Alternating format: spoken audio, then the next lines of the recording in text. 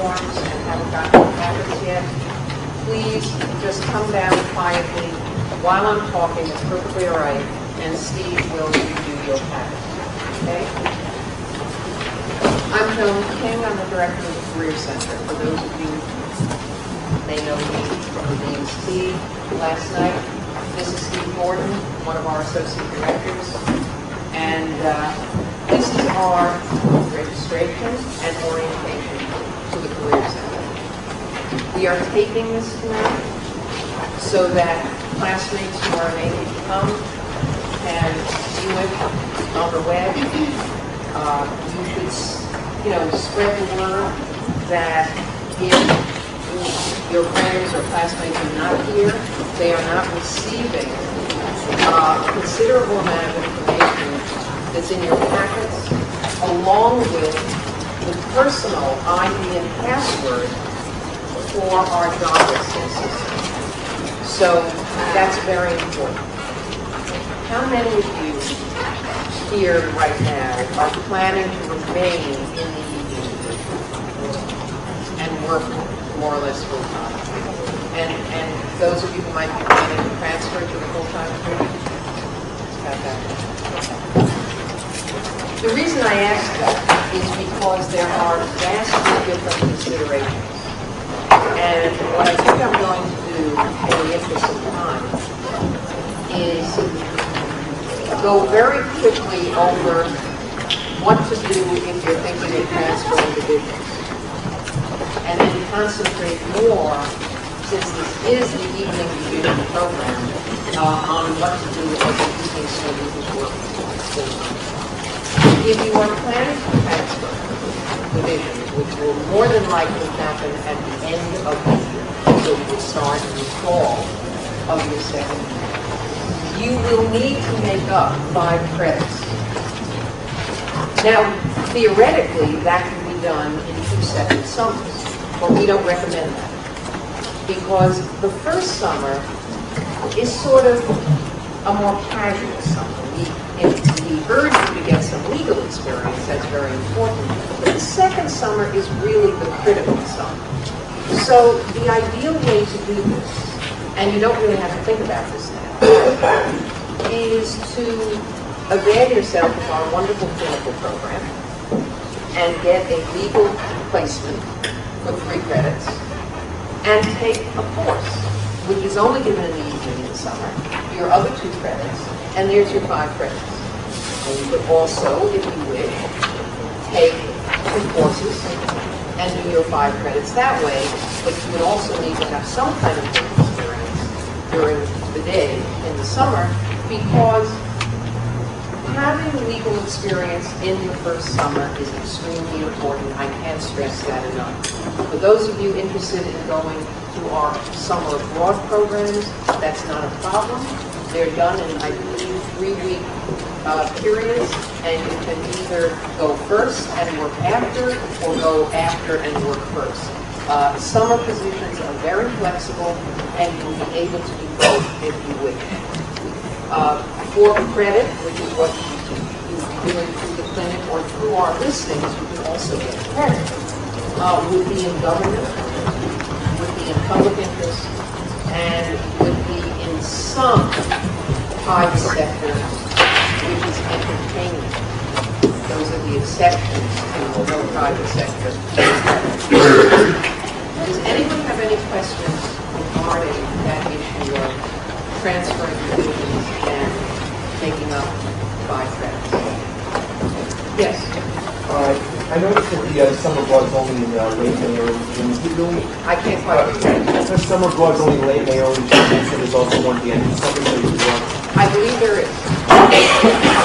One is Italy and one is China. So I believe one is towards the end. Now, so for those of you who maybe thinking of transferring, you should probably be looking at the timeline that we gave you and kind of following the pattern that the full-time students are following in terms of coming to seeing us and arranging for so, by the way, we will also be doing a program either the end of October or the beginning of November on summer opportunities in first-year students. And we're doing that in New Portland because last year we had so many of you attend that we were spilling out into the elevator lobby. Yes? If we're planning on doing the abroad program, what's the first step that we take, and when does that happen? You need to talk to whoever in the office who handles that, and I'm not sure. I would contact Tom Parker. He's the director of student affairs. He's in the Dean's Suite on the 9th floor. Tom.Parker at law.edu. He's handling it, or he will tell you who is handling it. I'm hesitating whether to give you yet this additional piece of information because I know all this is very overwhelming at this stage. If you are going abroad, you have to bear in mind that the clinic credit involves a seminar. And that seminar is given in the beginning of June. If you want credit, you need to be careful that, and you will need credit if you're transferring, you need to be careful that you're not in China or Italy during that seminar. Okay, because otherwise you won't be able to get credit. All of that you can deal with us, you can deal with the clinic office, you can deal with Mr. Parker. You don't have to really remember everything I'm telling you tonight. It's not disappearing on you. You're right across the street in one dorm on the second floor. Our hours are from 8:30 in the morning till 6 in the evening, except on Tuesdays when we run till 8:30 in the evening. Career Center news that you have will introduce you to all of us, even our pictures, and even our support staff. And we hope you'll visit us often. By the way, Career Center News is published every 2 weeks on the first and 15th of every month.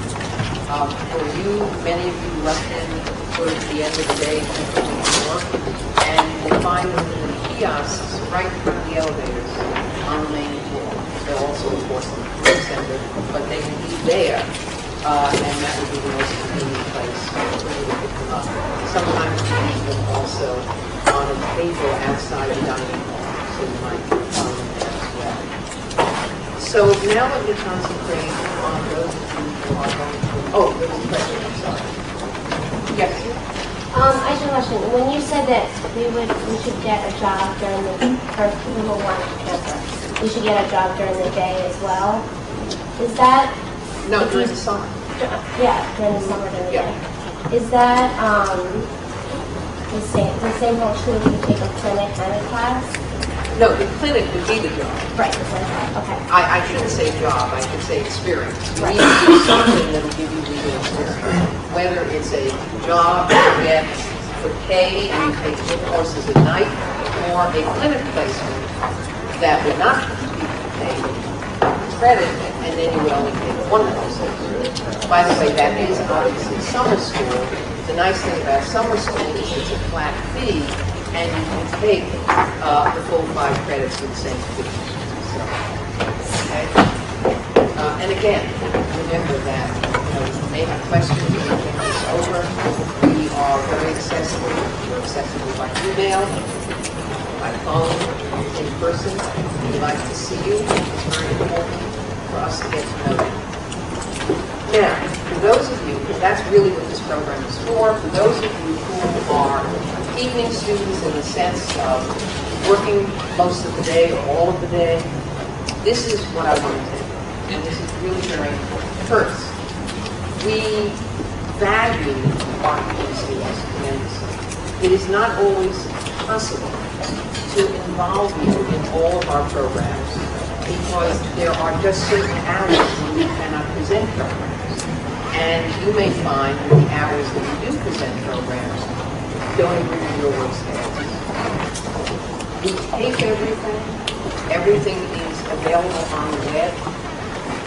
We urge you to get familiar with the Career Center's website. Browse around it when you have a chance. On that site, there will be news and events, along with other things, or news and announcements. In that link are the video sites. I will periodically email you with particularly interesting job opportunities.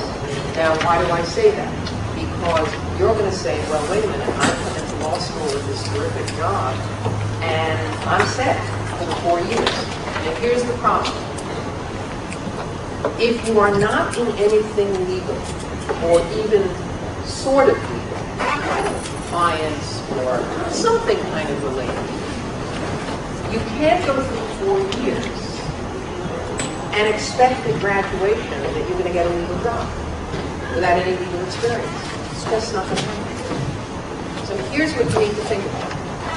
Some people, not many, are able to take a summer leave of absence and you can get legal experience that way.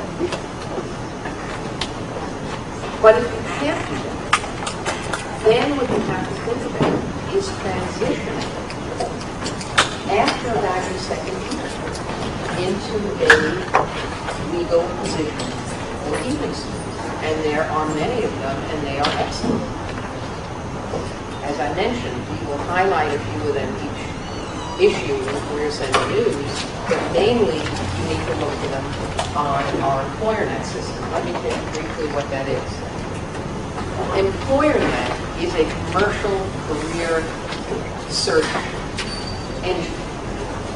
And some years ago, they decided to offer a partnership with law schools to enable law schools to put their listings, the law schools' listings, and not have to worry about all that stuff. And we entered that partnership, and it's worked very, very well for 3.5 years. What happens is that while you're students, you get the benefit not only of our listings, but any listings that EmployerNet itself puts on the system. So you're getting a lot of different listings. I would tell you that they don't have too many listings to either, but that's not it. In your packet is an instruction sheet, and I urge you to read it because you will not get the most out of the system if you don't understand it. It's really very simple. On the top of the first page of that instruction sheet is your personal ID and password. And that's yours to use, and you will be able to fill out your personal profile. By doing so, you are telling EmployerNet, if you wish, to send you job mail. This email that is automatically generated every time either we list or they list a job that fits your profile. So, for example, if you are an evening student and you just started law school, you don't have a job, but you want a full-time job, you're going to list in your profile that you want, the position status is law student full-time. That's not your status. It's the type of position you're looking for, a full-time position. Okay? If you were a day student, you'd be looking for a law clerk position. It's all in the instructions, but you've got to get that straight because otherwise you're not going to get the right kinds of jobs sent to you. So I urge you to look over those instructions and make very good use of the EmployerNet system. Steve, what am I doing? I ought to be able to do this with my house. I mentioned Career Center News. I mentioned that. Career Center News, one of the benefits, particularly for kids, is that we put a lot of stuff in Career Center. It's easy to pick up,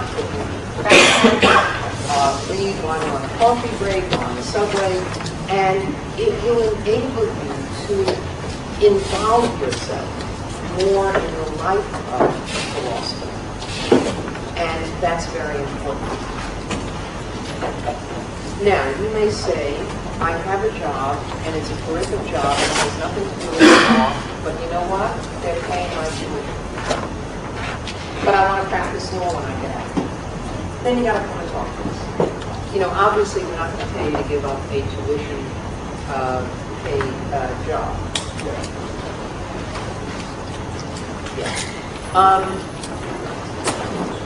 I would urge everyone, including those of you who are planning to remain in the legal division and maybe not even change their job, come in and have at least one counseling session with us. Very, very important that we get to know you, that you get to understand what your options are, and you also will get a better sense from meeting with us the types of positions that we get for teaching schools and what we can do for you in terms of reaching out, depending on what you're interested in. So I wouldn't, shy away from meeting with us just because you're not really thinking of doing anything right now in terms of changing it. We really encourage our students to meet with us a lot. Many schools sort of just do a resume kind of revolving door. You send in a resume and you fix it and you send it back. We think that it's very important to meet with you personally so that we get to know you, we get to know what it is you want, we can train you how best to achieve your goals in coming to law school, and that's what you really want to accomplish.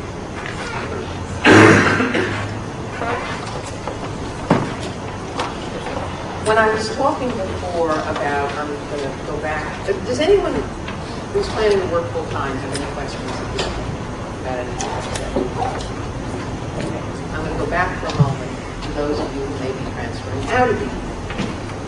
I mentioned thinking about the summer and coming in to talk to us and looking at that timeline. On that timeline, there are little boxes that tell you that certain types of internships in the summer have early deadlines. Ordinarily, people tell you not to even think about this and come in after exams. But let's say, it's nice to be an intern in a federal judge's chambers for the summer. Then I would, according to the timeline, tell you probably need to come and see us in November. For certain government honors programs have early deadlines, frequently in December, and you might want to see us too. Remember, judiciary, government, public interest, all of those are perfect for those of you who are going to need credit over the summer. Those of you who are transferring.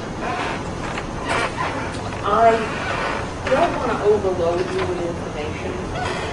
As I mentioned, we are having the Summer Opportunities Program for first years. We will also have a number of programs during the semester on, one of it is on aviation and maritime law. We put on practice area programs. Oh, another is on family law. We're going to have this semester. Now, here's the problem. These programs you're going to see are from 5 to 7. You say, how am I going to go to that? I'm working all day and then I have to go to class at 6. We understand that. And this is what I recommend. That if you're interested in the program, you're interested in practice area, then you come to the portion between 5 to 6. Because that's the panel. That's where you're going to get the information. The 6 to 7 is important, but here's what you do. The 6 to 7 is sort of the mingling and asking questions and sort of, the little networking. Now let's say you come to this at 5 to 5:15, and you're really impressed with this practice area, and one of the speakers really caught your fancy, and you want to be able to network with this because you're interested in this practice area. Then you email them, right, and you say, I'm interested, and I came to your program. Unfortunately, I had to leave for a 6 o'clock class, and so I didn't get a chance to ask you some questions and talk to you a little more. I'd like to be able to do that, and perhaps you could meet with me in your office for 15 minutes.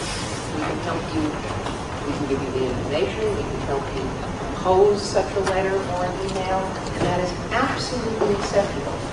I am really begging you not to withdraw from these opportunities because they don't really seem to fit in with your schedule. Every year I meet with the evening student SBA Vice President. We brainstorm how best to accommodate your needs. It is extremely difficult. One of the things you sort of have to accept is that by being an evening student, there is a little bit of a give up. in terms of integrating completely into everything that's going on. But you can do it. So if you had a doctor's appointment or a dentist appointment, you might leave the office at 4:30 or 4:45 once in a while. And I suggest that you might want to do that for one of our programs if you would really do this. So I want to convey that to you. I can hear that others are outside. I'm going to have to stop. We will be delighted to talk with you. Those of you who have not gotten your packets or completed a registration form, can you come up right now and do that? There's also a sheet going around that you should sign so we know, or put your name on, so we know if you didn't receive a package, your packet's not here right now, so we have a list of them. So please finish passing that around as fast as you can. If you didn't get the packet, and then bring it back up here.